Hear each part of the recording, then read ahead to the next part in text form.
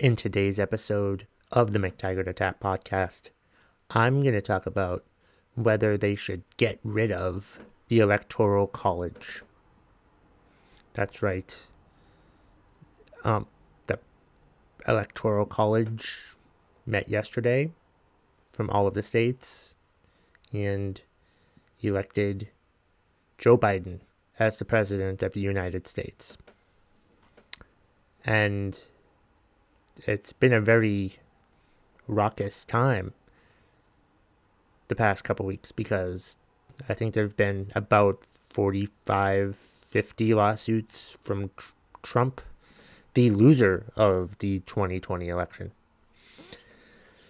about, the fraud involved in the vote and everything like that. A popular vote that Joe Biden won by 7 million votes.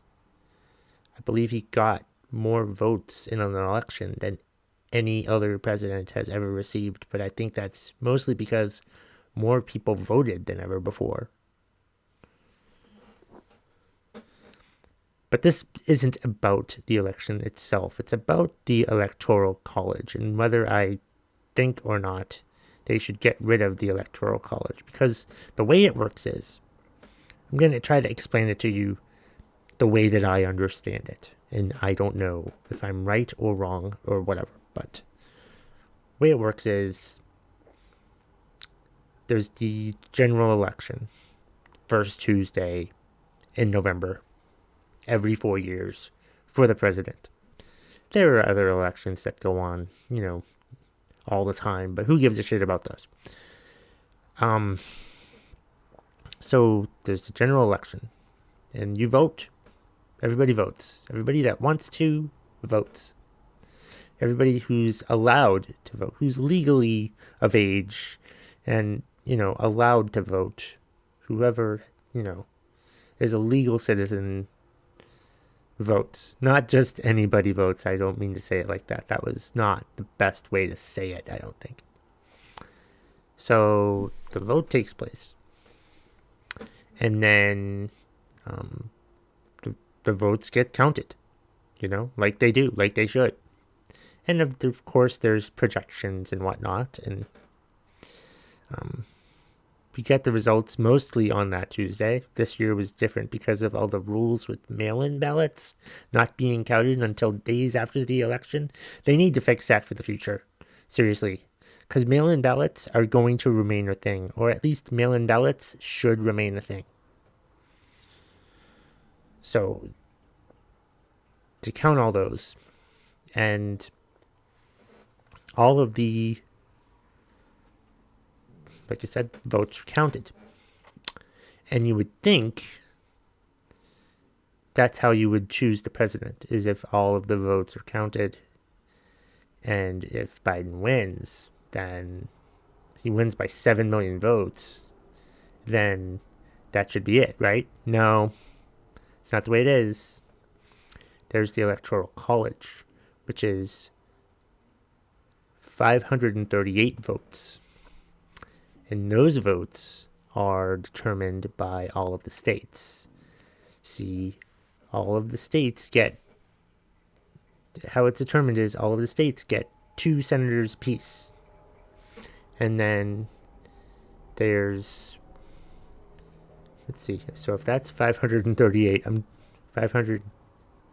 538 votes, and there's 102 senators,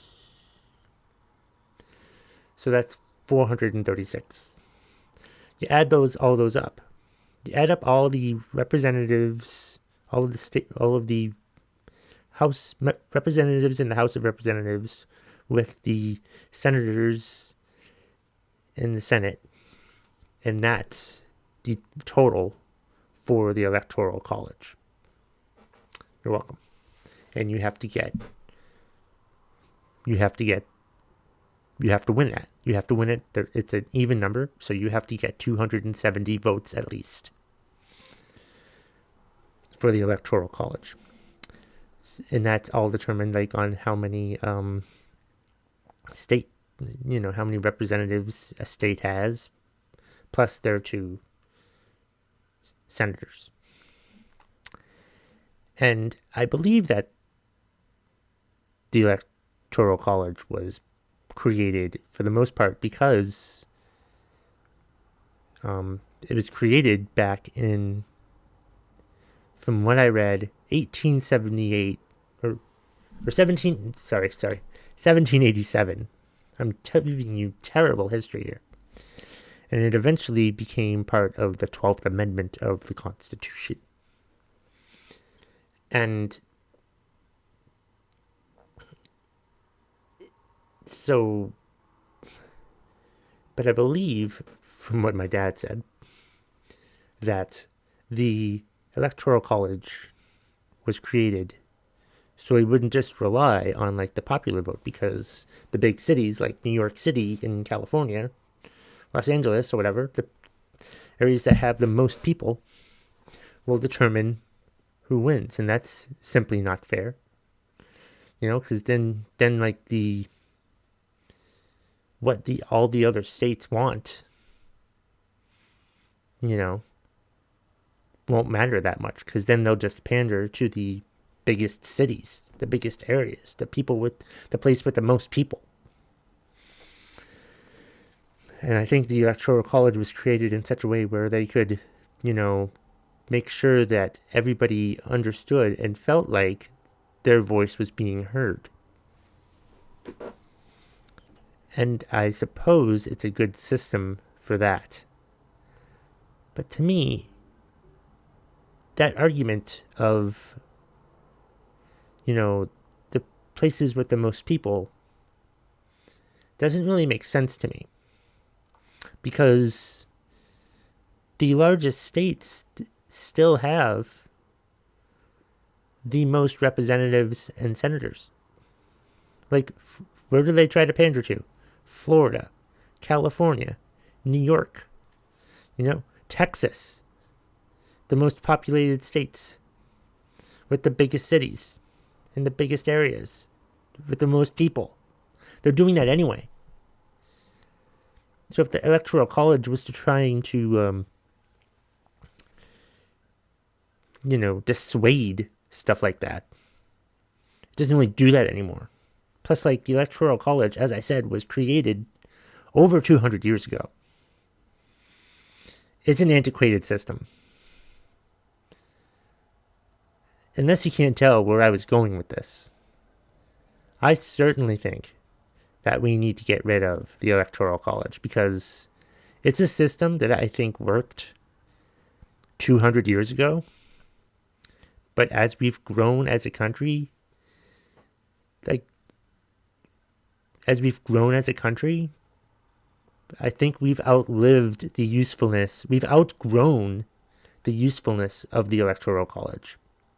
Because the Electoral College was created when we had 13 colonies. I think. We sure as hell didn't have 50 states. We sure as hell weren't the entire land mass. So yeah, it's just bullshit. The Electoral College has outlived its usefulness. It's outgrown its usefulness. We've outgrown the usefulness of the Electoral College. And we should just go by the popular vote, because we go by the popular vote for all of the other elections. We should go by the popular vote for the presidential election.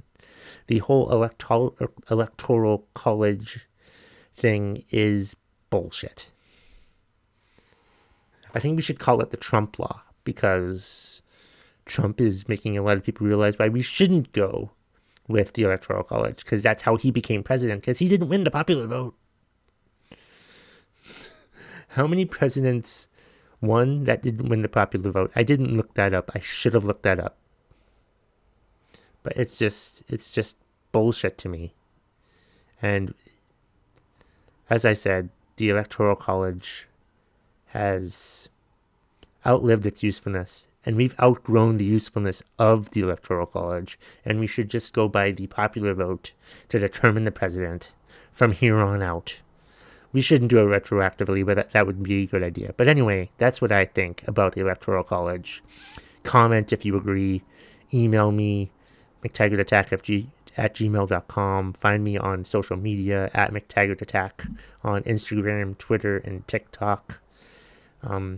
Comment below if this is YouTube, and also like the YouTube channel. I have over 100 subscribers to the YouTube channel now.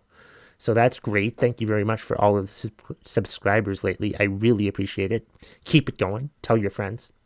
Hit the like button, for the episodes. That would be great too. And subscribe, rate, and review if you're just listening to this podcast. And that's the bottom line.